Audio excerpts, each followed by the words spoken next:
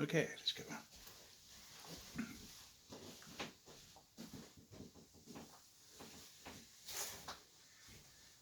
Good morning. Welcome to Diabetes Maintenance. Today I'm going to teach you how to make a healthy jello. We're going to be using Vital Proteins beef gelatin. I want to tell you right off the bat, it's not going to taste like beef. It's tasteless and it's clear once you make it, and we're going to color it with some juice, and I'll explain that a little bit later. But we're going to be using Vital Proteins beef gelatin. It's not what we're used to. You know, I'm used to Jell-O, and that's a brand, Jell-O gelatin. But this is Vital Proteins, and I'll show you what we're going to make with it. So I'm going to use 4 tablespoons because the basic recipe for gelatin is 1 tablespoon of gelatin powder to 1 cup water or any liquid that you might want to use. Today we're going to use 1 cup of juice and then dilute it with 1 cup of water. Okay. Let me tell you some things about this product. Vital Proteins. Per serving you get 17 grams of protein. That's a big number of protein. That's a good thing because when you're eating a diabetic friendly meal, you want a lot of protein and you want fewer carbohydrates. Okay, 30 milligrams of sodium, 70 calories, loaded with collagen. Collagen is that the body's most basic protein that rebuilds and replenishes and restores everything that we're made of. And this is made from, you know, the cow, the hide, the gelatin made when they boil the cowhide, and the knuckles and the joints and everything they can get out of an animal. And that's the main ingredient. The main ingredient to Jell-O gelatin that most of us are used to, grew up with it, right? You really only get 2 grams of protein per serving. So it's a highly processed gelatin. And when we talk in class today, I'm going to give you a little history of gelatin desserts in this country. You know, there's a whole tradition in U.S. history of gelatin desserts, and it reached an art form. And people have made some fantastic desserts about 300 years ago with gelatins. Notice with the Jell-O brand, 90 mg sodium, so a little more sodium, 80 calories rather than 70, so a few more calories. But what I really want to put emphasis in is the number of carbohydrates in Jell-O gelatin. Look at this, 19 grams of carbs, and of those 19 grams of carbs, they're all sugar, table sugar, sugar that spikes your blood sugar, the kind of stuff you want to avoid, right? So notice Vital Proteins has no carbohydrate. Zero, zilch. But Jell-O has 19 grams of sugar. And that's the main ingredient when you look at the food label. And when you look at the food label for Vital Proteins, you're going to see that it's just the gelatin that is the main ingredient. And that's all amino acids and some proteins. 20 grams of collagen per serving. So no comparison, right? This comes down to about $1 a serving. Box of Jell-O here is about $1.79 for one of the bigger boxes. So right now I'm going to show you how to make this. We want to start off with 4 tablespoons of the gelatin powder.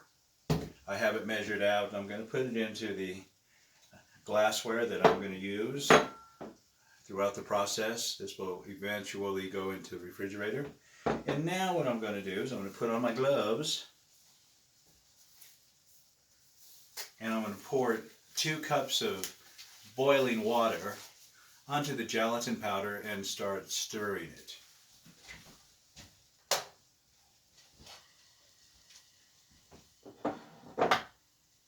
Here we go. I've got some boiling water in this pan.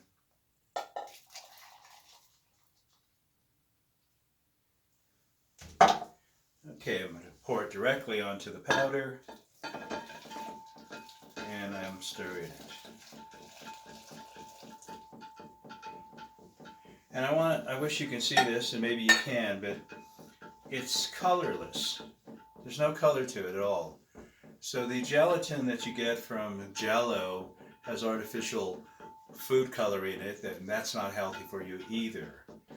With this, we're going to color it with juice, organic pure juice, and I'm only going to use a cup. Some people like to use 2 cups, but because I want this to be diabetic friendly, I don't want too much sugar to be in there at all, okay?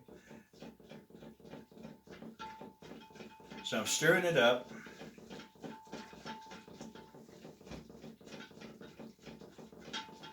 Looks like I broke up all the clots. Now I'm going to add 1 cup of juice. And then I'm going to add 1 cup of filtered water from the refrigerator. So I'm pouring that in there. Ah, how pretty.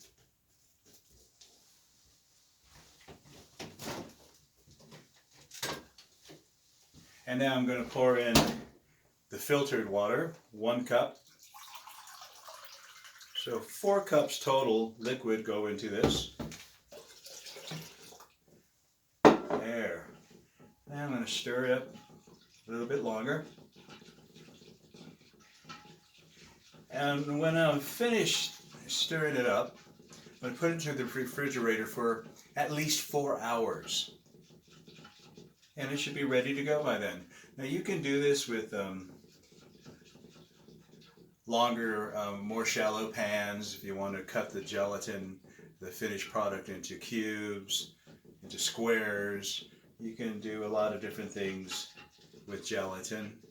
You can build gelatin cakes, and gelatin goes well with a lot of things. So what I was going to recommend as a diabetes-friendly breakfast is adding cottage cheese to our gelatin. Once it becomes solid, add cottage cheese and you get more protein, because per serving 4 ounces of cottage cheese will give you about 12 grams of protein. So you're doubling up your protein, and that's what I want you to think about as you build your diabetes-friendly breakfast, no matter what it is. You want to be thinking about protein rather than carbohydrates.